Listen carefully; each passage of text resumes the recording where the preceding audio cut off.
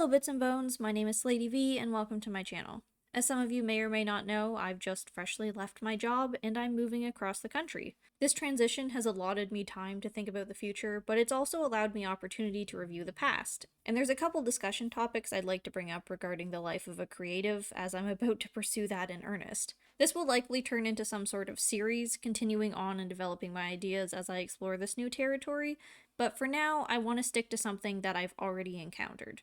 Some months ago, I wrote an article and posted it on Medium about a corporate mentality that I think is harmful and exploitative, but didn't make a video about it because I was afraid my words would be taken as attacking the company that I currently worked for. For reference, this is not a reflection of any of the behaviors I experienced in my last position, or at least not the branch/management that I was under. I loved my job, and I'm as sad as any one person can be leaving a franchise position for something self-employed. I am not going to be talking about an act of personal prejudice against me or personal experiences that I had, but it's still a little scary worrying that I'd be fired over having my words twisted when I had signed a form saying I wouldn't share information about the company under which I was employed. It's a safety measure on their part, but still. Now that I'm currently unemployed, I feel I have the liberty to talk more generally about the idea I like to call invest in us, invest in you. If there's a better word for it, I'm not sure what it is, so bear with me. I'll be reading my original article right now, and then I'll be going over how my thoughts on the subject have developed since publishing it. So, invest in us, invest in you. A toxic corporate culture a lot of creatives face. What is invest in us, invest in you? Well, it's quite like it sounds, and it's a subconscious practice we all participate in our relationships. Do you continue to throw affection at someone that actively ignores you? No, of course not. That wouldn't be worth it. On a basic level, IUIY is all about practicality and resource management. Funneling your energy into something that doesn't have equivalent payoff is an indulgence in futility. That all sounds well and good until it blows up on a corporate level, where the people at the top are so far removed from the people at the bottom, the concept of IUIY isn't subject to adjusting by circumstance, which is how all human relations should work. As soon as you keep the equation and take out the human, things start to get a little bit wonky and a little bit scary. In a huddle that I was in, a manager explained to me and my fellow employees what IUIY looks like in simple terms. They were having trouble scheduling for specific undesirable hours of the week. They said that if an employee is less available than another employee, they will not be prioritized. Those able to fill the undesirable shifts will be given shifts over the unavailable employee, aka the only hours in which the unavailable employee is technically able to work. This kind of threw the whole seniority thing that we think about with jobs out the window. Availability was the corporation's main concern under the idea that the more an employee invests in them, the more they will invest back into the employee, aka equaling hours and shifts. This conversation was spurred under the assumption employees that were available to work undesirable hours had simply decided to say that they couldn't. Actually, I just changed my hours, so the fact that they were holding this meeting to recruit night shift workers felt a little bit of a personal attack, although I know it wasn't. Unlike people that worked in other areas of the store and were inclined to spend their time mostly in customer service, for example, I'm best suited for warehouse work in the pre-opening mornings, and that was not applicable to nights. With the need to work in an area that best suits me for my own mental well-being, needing time to invest in other life priorities like my relationship and writing, I took this talk in stride and I stuck to my guns. Things have worked out for me so far, but that talk was a little bit distressing. I had basically been told that if I didn't open myself up to a schedule that didn't suit my lifestyle, I may not be given the hours I needed. I would not be prioritized, although I work hard and give my all to what I can do. What IUIY really means for the little guy. So this talk was scary for a couple reasons. One, I may suddenly find myself without enough hours to make rent. Of course, I could take whatever random shifts I can get. I could suck it up. But for some of us, a daily routine is detrimental to our health. And that leaves me to wonder, what does that mean for single parents that can only work while their kids are at school? Students with hectic schedules that only have 2 days a week to spare but desperately need that little bit of money to keep them going. It means that the company would take the only couple shifts that those people physically can have and give them to someone else, someone who is more generally available. And as much as this does seem practical, it's also toxic. People are being forced to conform to a company's needs over their own, to put their job as the top priority in their life and everything else has to fit in the aftermath.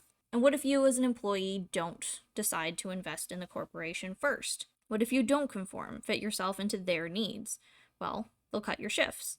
If ends don't meet, you try to find a second job to fill in the gap, and then the company prioritizes you even less because you look like you're making them compete with another company for your time, but really, you're just trying to make ends meet. I've seen this with coworkers throughout several jobs. They don't like sharing, and they don't like not being the priority of your life. I don't agree with this, and I think it's kind of messed up. It's like a possessive partner that doesn't want you to spend time you could be spending with them with literally anyone else. Being a part-time employee is hard enough as it is. Going from 30 hours a week to 10 the next because you're not guaranteed a livable rate is stressful as hell. And if you don't want to leave it up to chance, if you want to guarantee that you'll make enough for a living and set yourself up with a second income, then you're in that pit again. That downward spiral of not being able to give more so you get less. At that point, you're not investing enough in them, so they're not investing in you. Because enough is always by their standard and never by ours. It's too bad that being flexible in corporations' eyes is synonymous with being a corporate slave.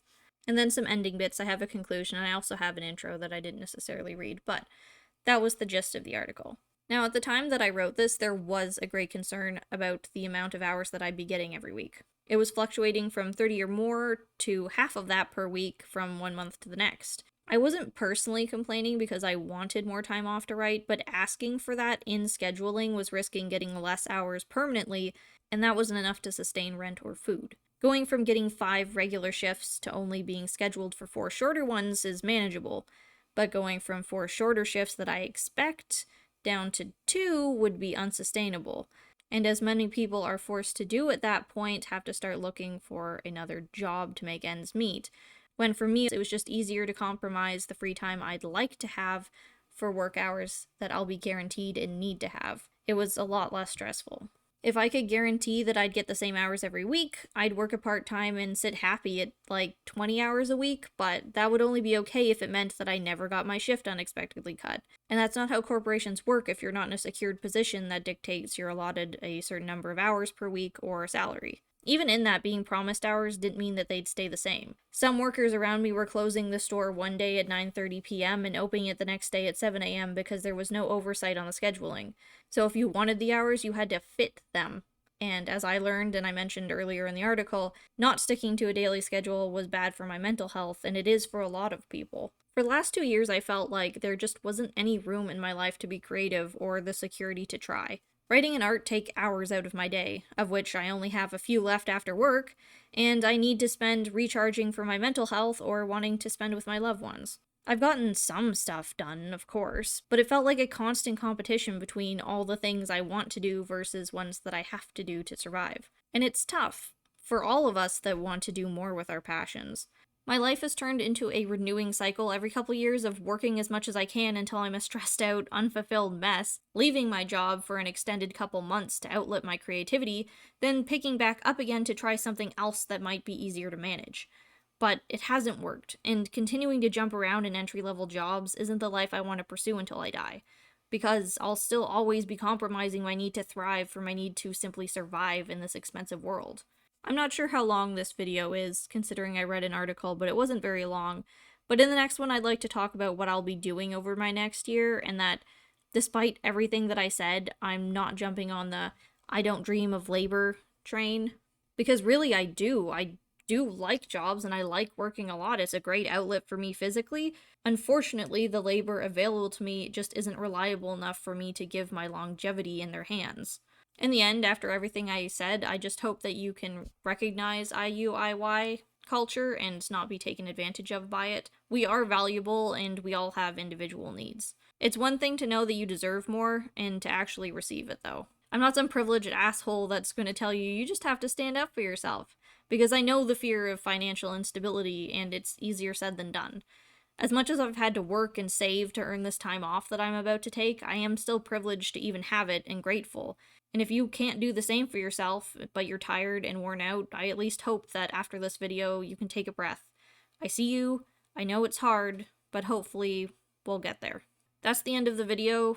Keep an eye out for my next video in this series, not series, where we'll move past the basic but consuming idea of IUIY instability and move on to something hopefully more inspiring. I don't think I'll ever be a genuine vlogger, but I want to share my thoughts as I journey away from that never-ending cycle of balancing work, creativity, and burnout. Whether I fail or succeed in the end, we'll just both have to wait and see. As always, thank you so much for watching. If you'd like to support me, I'd obviously appreciate it way more now than ever before, and I've linked my Patreon and things like that in the comments below. I am definitely stressed, but I'm more than anything excited. And I will see you in the next video.